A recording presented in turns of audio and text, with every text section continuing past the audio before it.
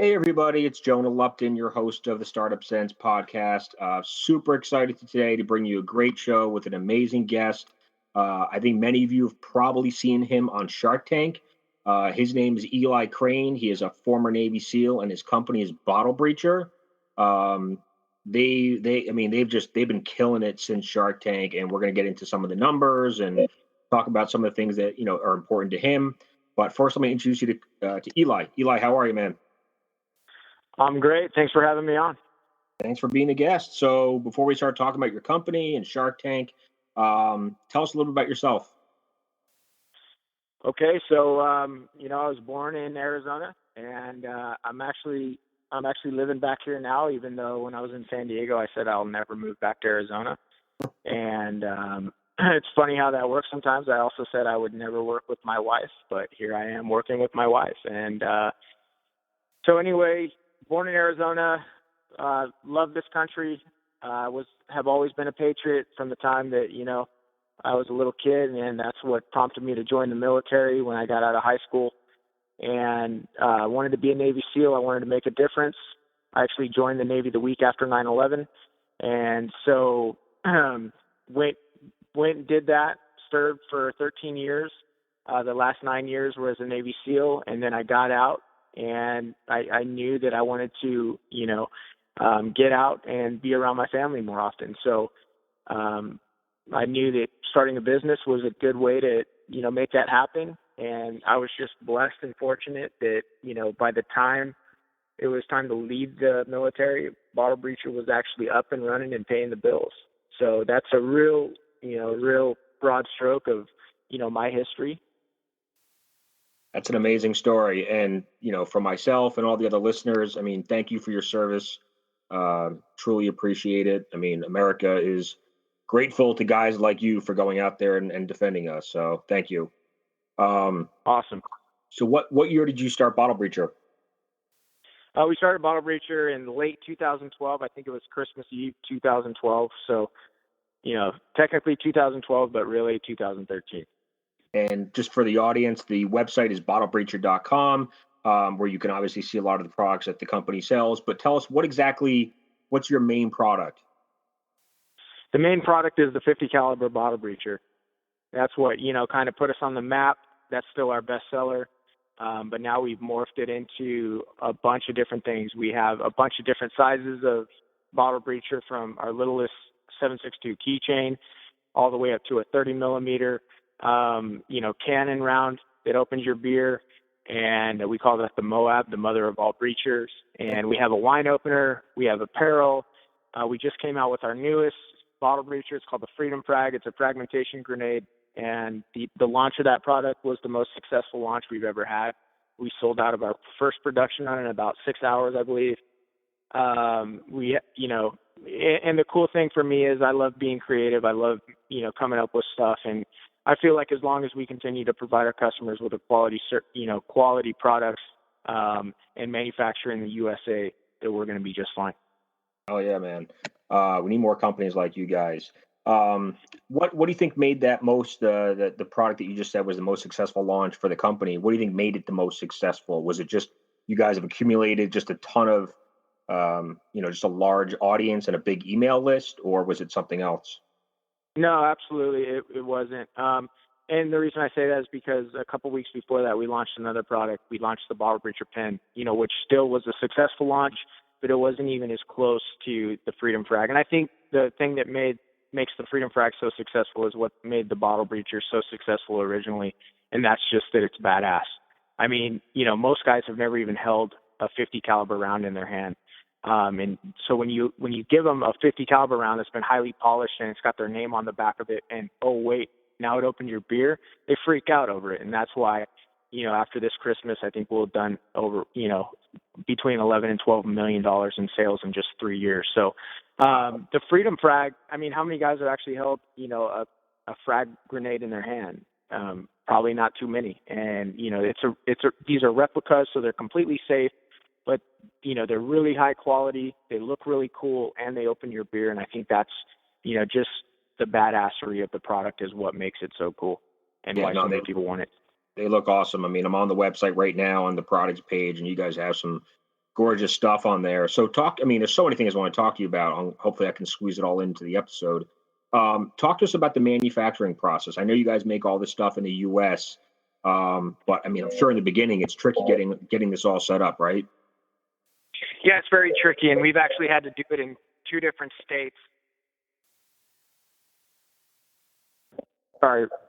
We've actually had to do it in 2 different states. We started in San Diego, then we had to set up a different supply chain and manufacturing in Arizona as well. So it's not easy to do, but if you're going to be a successful entrepreneur, you have to, be resilient, and you have to be able to, get things done. And so, we absolutely had to have everything made in the USA. So, since I do a lot of the new product development, that takes, a lot. Often I have to jump on a plane, or I have to get in the car and I have to go knock on doors and, ask for quotes and see if people can, do what I need them to do. And a lot of the times as an entrepreneur, you'll learn really quickly that most of the time when you're looking for, people to make stuff for you or new vendors, you're going to get a lot of overpromise and underdeliver. And you just have to know that's part of the game. And so we have a saying at Bottle Breacher, usually it's not the first guy you talk to. It's usually not even the second or third, but usually around the 4th or 5th, or sometimes 6th or 7th guy you talk to, you're going to find somebody that can actually do what they say they're going to do. And, you just have to have that patience and resilience to, enjoy the process and to, take it for what it is. Absolutely. Well said. Talk to us about Shark Tank. You just threw out some numbers, 12 or $13 million in revenue in a few years. That's incredible. What did you guys have in revenue before you got on Shark Tank?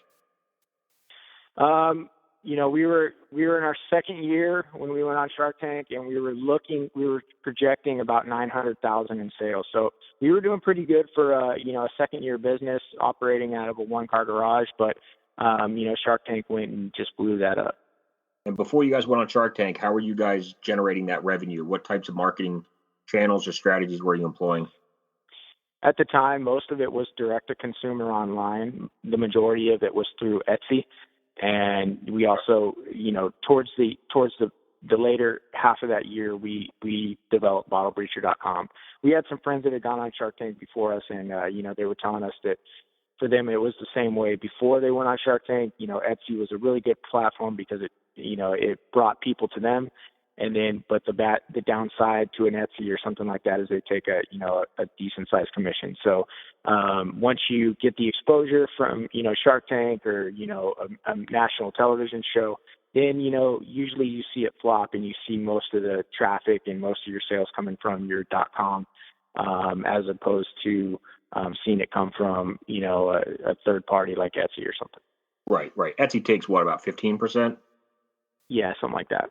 Yeah. Okay. No, definitely having your own standalone website makes more sense. So you guys ended up going on Shark Tank. You got a deal from Mark and Kevin. Take us through that. I know they invested $150,000 for about 20%. Yep, that was the deal, 75 each, and so it was a great experience for us. Jen and I actually walked out of Shark Tank looking at each other like, wow, that was actually a lot easier than we thought it was going to be. And well, dude, you're a Navy SEAL, man. Anything's easier than being a Navy SEAL. Right. Well, I've seen one other Navy SEAL go on the program and not get a deal. So, even then, it's not guaranteed. And, it's been cool working, with both of them. That being said, Jen and I still run the business. Kevin O'Leary's been down to Tucson twice. I've met Mark Cuban one time. We email back and forth occasionally, but, Jen and I are still running the business. And, you have to be realistic when you go on that show or deal with any other investors, especially on that show, because, Mark Cuban has about 80 Shark Tank companies, and then he's got the Dallas Mavericks, and then he's got a bunch of other companies that he either owns or is a part of. And, he's also got a family, so, he's only got so many hours in the day. He doesn't have a ton of time to devote to you. And so you have to know that he's going to bring some money to the table, and he's going to hook you up with some expertise here and there. But at the end of the day, you're still going to run your business. And right. So, we definitely had to realize that. And we also, we actually, have the pleasure of being partnered up with Kevin O'Leary, Mr. Wonderful, who, I think gives himself a bad rap sometimes on TV, but, the guy's actually an awesome guy. You talk to anybody that really knows Kevin, and they're going to tell you the same thing. He's a ton of fun. He really cares about people. He's a family man, and I really like hanging out with him. And he's a Boston native, so am I. So I like him for that There you reason. go. Yeah, I mean, I've talked to a few people that have gotten investment deals from Kevin, and they say he's an awesome guy. He's an awesome investor. You're right. He likes to play the Mr. Wonderful, kind of the villain guy on Shark Tank, but yeah, Right. he's Right. just a dude for sure. Now talk to us about the growth, because you guys just rocket ship growth after Shark Tank. What did you guys do in that next week or that next month after you aired? After Shark Tank, the first week we did $1 million in sales, which was pretty amazing considering that our website was down for 3 days hard. Wow. But that's something I talk to a lot of entrepreneurs about is, and that's something I took from the SEAL teams is you always try and have a contingency plan built in or a redundancy. We have a saying in the SEAL teams, 1 is none, 2 is 1. And it just means you don't go out into the battlefield with one, weapon. You don't go onto the battlefield with one set of night vision goggles. You plan that Murphy's Law is going to show up, and anything that can go wrong will go wrong. And if you do a good enough job planning, and if you do a good enough job contingency planning and have those backups built in, you can be successful. But that was just the week after was $1 million in sales, and then the entire year after the Shark Tank, we did $5 million in sales. So, and you guys have kept it up too. I mean, you've maintained that pace of sales, right? I mean, there really hasn't been any drop off. Yeah, we're maintaining that pace. I'm not going to sit here and tell you that it's easy. It actually, it's really hard to maintain that pace, especially when the Shark Tank, it goes away and you don't get, right after the Shark Tank, the year after Shark Tank, we had two updates, and then early this year, we had Beyond the Tank. But as that exposure goes away and those, millions and millions of people are no longer, seeing you fresh on their radar consistently, it's really hard to keep up. And a lot of Shark Tank companies really struggle with that. And, we've definitely felt it as well. And so you just have to be realistic that, hey, these are going to be pretty fat years, but then you have to figure out how to reinvent yourself, continue to keep yourself relevant, and, continue to innovate, develop new products. And, thankfully so far, I feel like we've been able to do that. But there's no guarantees, and I'm not going to take my foot off the gas. This is Jonah Lupton, founder of the Lupton Group and host of the Startup Sense podcast. Are you struggling to find the right tech team to build your company's website or mobile app? Maybe you've developed a product but need help with your go-to-market strategy, including branding and marketing. Well, stop worrying, because my team at the Lupton Group can assist you with all of those needs. We specialize in helping entrepreneurs and startups of all sizes launch and grow their businesses. For a free consultation, you can email me at jonahlupton@gmail.com or visit our website at luptongroup.co. Take us through the product development or the process for you. I mean, how do you determine what you want to roll out next for a product? I mean, do you have some sort of do you get customer feedback? Do you do surveys, or is this just out of your head to? Right. A lot. I'll be honest with you. Most of it is instinctual. Okay. I look at the ideas that I come up with, and I look at some of the ideas that other people pitch me, and I say to myself, do I think that's cool? That's always the first thing. And then, I start, maybe showing it to some of the guys that I think are cool, that are my friends and my peers. And if I feel like I watch their face when I show it to them, because a lot of times people will give you that lip service, like, oh, that's really cool. And they'll sit there and they'll talk about it, but watch their face, because their face is usually more prone to lying than, or telling the truth than what comes out of their actual mouth. And so, it takes a lot of instinct to do well at new product development, but I think there's also definitely an aspect of realism that comes with being successful at new product development, and knowing that, hey, next year I'm going to come out with 10 products. 3 or 4 of them are going to be home runs. 3 of them are going to hold water and probably maybe need some improvement, and then maybe a couple of them are going to be just flops. And I don't know anybody that has 100% batting average. And, I try not to, even though I am my biggest critic and I am tough on myself, every once in a while you're going to launch something that just doesn't do as well as you thought it was going to do. And you can either sit there and feel sorry for yourself and cry about it, or you can be like, okay, moving on, what's next? So. how big of a, I mean, I would think the biggest part of the business is still someone like myself coming to the website, buying a few of these at a time, getting them custom engraved or personalized. So how much of the business is that versus like gift items, or I know you do a lot for like wedding parties and groomsmen, and then even like corporate and promotional. I mean, those are all different segments of the business. Which one's been the best, and maybe which one's growing the fastest? Yeah, the biggest part of our business, the majority, I would say probably 60% is just people looking to buy gifts, for somebody in their life that likes our type of niche product. And then I would say probably 20% of it is probably like corporate gifts, and promotional items, stuff like that. And then I would say the rest of it is probably the groomsmen market. So we're spread out into a couple of different markets, which is really good. It gives us that diversification that I think most businesses look for. But there's always room to grow, and we're definitely looking for new avenues of approach. I mean, I would think this is a super busy time of year. I mean, just for myself, I mean, what do I buy my buddies for the holidays? Usually I just get them booze, but that gets old. This is something with a little bit more sentimental or, value to it. So how much of your business do you guys do in the fourth quarter for the holidays versus the rest of the year? It's definitely our biggest quarter. I'd probably say it hovers between, it can hover between 25 and 40%. Okay. Yeah, I mean, makes sense. So obviously PR is big for you guys, I'm sure, when you can get it. Coming onto podcasts, doing interviews is all great, kind of free publicity. How else are you guys generating traffic to the website now? Do you guys do any paid marketing campaigns? Yeah, we do. Like, just for instance, yesterday I was on Fox and Friends in the morning, up in New York. And then the day before that I did a radio tour, so we're always looking to do stuff like that. A couple weeks before that we were in Success Magazine. We were in Benzinga did a story on us. Small Business Journal did a story on us, and we were also in a story on Forbes.com. So, we definitely, we have a publicist who's been doing a pretty good job of, helping us stay relevant. And, that it just comes with the territory. You've got to be able to continue to make yourself relevant and get yourself out there. I guess it's hard to track some of that offline media attention though, right? I mean, how much traffic it's driving, what types of conversions you're getting out of it. Is there any way to track it?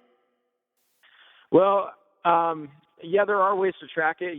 Coupon codes are one of the best ones. So you can, you can just search the coupon code and see how many times it was used. But, we can notice, definite spikes. Like yesterday, after going on Fox and Friends in the morning, live in New York, it was the biggest sales day we've ever had, even bigger than going on the Shark Tank. So you'll see those big spikes, but then sometimes some of these little articles that I'm talking about, you don't see a big spike, but a lot of it has to do with, developing that brand awareness. And, which is exactly why in the busiest season that we have, I took the time to jump on the phone with you because, it's like my job as CEO is to do a lot of things, but one of the biggest things that is my responsibility is to make sure we continue to be relevant and stay connected to, our customers and developing new ones. And so, that's why, I always try and take the time to, get out in front of people, tell them what we're all about. And, it seems to be working. That's great, man. No, I really appreciate your time coming on. I know you are a super busy guy, and I'm nothing compared to Fox and Friends and some of those other media outlets. So you maybe you boosted my ego a little bit today. So thank you. No worries, dude. And it's not when you're running your own company, one day it might be Fox and Friends, and then the next day it might be talking to the guy on the train. But if you're not passionate about your business and you're not willing to sell your business and tell other people about your business, you're not going to be in business. And that's what I've learned. Absolutely, man. I mean, I can tell you're passionate about it. I know you're passionate about your family, your faith, obviously your service to the military. What would you say really keeps you going? I mean, because you just seem like the kind of guy that probably, I mean, you'll put in 12, 15, 20-hour days if you have to get the job done. How do you keep on going and not get burned out? Right. Well, I think so much of it is perspective first and foremost. Unlike a lot of people these days, feeling sorry for themselves, I consider myself blessed just to have the opportunity to be an American and live in the greatest country in the world, where I can pursue whatever passions I want to pursue. I can pray how I want to pray, and so on and so forth. And that's exactly why I went and fought for this country, because I love it so much. Okay, so being an American, being passionate about being an American and everything that provides, that really helps drive me. The other thing that drives me is being a servant. I've learned that, my life's not good unless I'm serving someone, whether it's my own family, the people that work for me, by providing them jobs and trying to do everything I can to take care of them, and just, serving other people, whether it's, encouraging them, trying to help them in their process, or, whatever it is, I'm not happy. So, being a servant to others and trying to bless others, winning where I can, that really drives me. It's cool because I went from the service where, I felt like I got a chance to serve my country. And now I still feel like I get a chance to serve my country by making products in the USA and keeping our dollars here in the United States and employing Americans. I still feel like I'm getting to serve, just in a different capacity.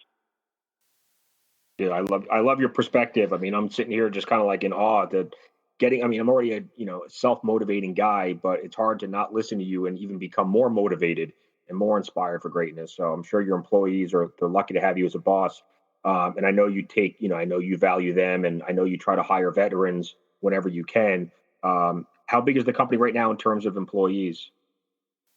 Right. So right now, I'm not sure what the actual number is, because we brought on a lot of holiday hires. I'm actually in Phoenix right now. I just bought our 7th laser engraver. I got to get it back to Tucson, so that we can get more production out. But I would say we're, and I apologize for not having the exact answer, but I've been on the road. I think we're in between like 35 and 38 employees, somewhere in there. That's awesome. In just a few years, man. And I know you try to hire veterans. How do you typically find the right people to hire? Are they all in Arizona now? Most of the people that we work with are Arizona. We do have some contractors, some PR people that aren't here, some graphic designers that aren't here, but the majority of them are here in Arizona. And that it kind of goes back to what I was saying about vendors. You try and hire vets every opportunity you get, but honestly, a lot of most of the applications we do get are not from veterans, and so. It's kind of like I was saying about working with vendors. Unfortunately, a lot of times everybody's really good at, pretty good at selling themselves and telling you how great they are. And you really don't find out how great they really are until you hire them and you see how they do. And so, we put up, posts on social media if we're looking for people. Sometimes we'll go to some of the sites like Indeed and we'll post a job there. We've even found people off of Craigslist, So, I mean, we do everything we can, and we try and have, a couple different fires burning in a couple different areas where, we feel like we can bring in some quality people. And, you do the interview, and then sometimes we'll give them a tryout. Like usually when I have graphic designers come in that are going to work for us, I'll be like, okay, here's your homework. Are you willing to, basically do a tryout right now? I want you to come up with 3 t-shirt designs for me, and you've got 48 hours to knock it out. And if they look at you like you're crazy, like you're not even paying me, why are you giving me a homework assignment? I know that they're not going to be compatible with my company, because I want people who almost want to be tested and who want to show how good they are at what they do. And I believe for a long time that you never take a job for money. You always take a job based on what you're going to learn. And that's one of the reasons that I joined the SEAL teams. It has nothing to do with money, because you don't make a lot of money in the military no matter what you're doing, but, those are a couple of the things that we do when we're looking to hire. Awesome. You kind of just led me into my next question, which was, what are a couple of the things that being a Navy SEAL trained you in order to be a great CEO? I mean, because, obviously Right. you're a great SEAL, and it sounds like you're an incredible CEO. That SEAL training must have come in handy, right? Yeah, well, I don't know that I'm an incredible CEO, but right now I'm a CEO who's able to keep my business moving and operating and growing, and that's what I want to do. I realize, I'll be the first to admit to you, I have a ton of shortcomings, and if you talk to anybody that works with me, like, I'm horrible with IT. I'm not well organized. I actually need people to, you know, plug in and help me out in those areas. But that's one of the biggest things I learned as a SEAL, is that on the battlefield by yourself, you're nothing. And that's why you surround yourself with smarter, more talented people, and you really try and build that nucleus of a team. And if you can do that, you can not only be successful on the battlefield, but you can be successful in business as well. That's one of the first things that I've learned. And, you know, I've also learned, you know, how to lead people, how to follow, how to be a servant to those that I intend to lead, and how to show them that there's no job at Bottle Breacher that's beneath me. I don't care if it's polishing, packaging, you name it. You know, they've all seen me do it.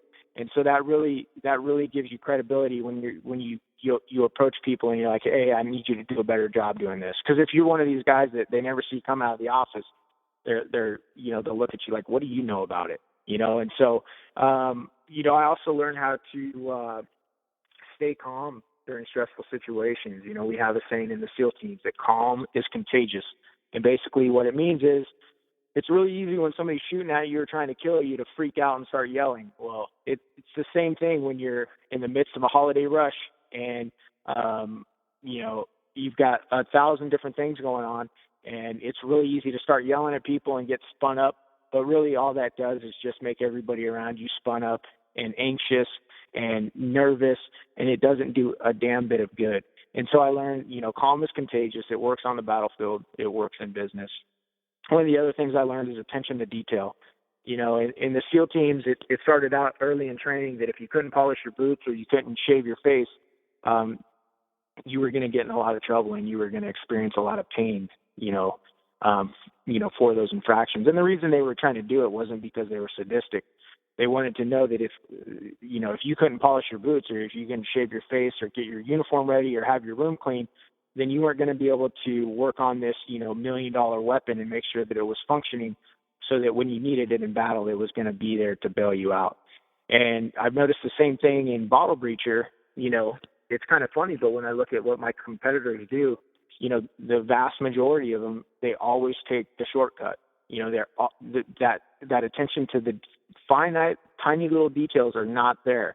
And they're always trying to cut corners, and they're trying to get as much product out as quickly as possible. And I think that's one of the things that's really given us the edge. And, you know, we're living proof that people are willing to pay a couple extra bucks for it because, you know, they see the extra time, attention, and effort that's put into it. So those are just a few things that I've learned in the teams. But like I tell people all the time, I don't have a fancy Harvard MBA or anything close to it. You know, everything that I do and everything that I am, you know, I took from my parents and, you know, what I've learned in my faith and also what I've learned in the SEAL teams. And that's how I run my company. So cool, man. It's a very inspiring story. And, you know, you're living the American dream. And I want to thank you for coming on the show today and sharing all this with us. I know you're a super busy guy and it's Friday afternoon and you guys are probably trying to get some orders out before the weekend and everything else. So tell us how we can help the company and find you guys online, you know, in case any of us want to place some orders for our friends and family. Yeah, absolutely. So just go to www.bottlebreacher.com. And like I've been saying lately, help us make bottle opening great again. Awesome. Thank you so much, man. You kick ass. Love you. Love the company. Tell your wife hi for us, and feel free to come back anytime and give us some updates. All right. Thanks, brother. Appreciate it. Bye-bye. You got it, man. Talk to you soon.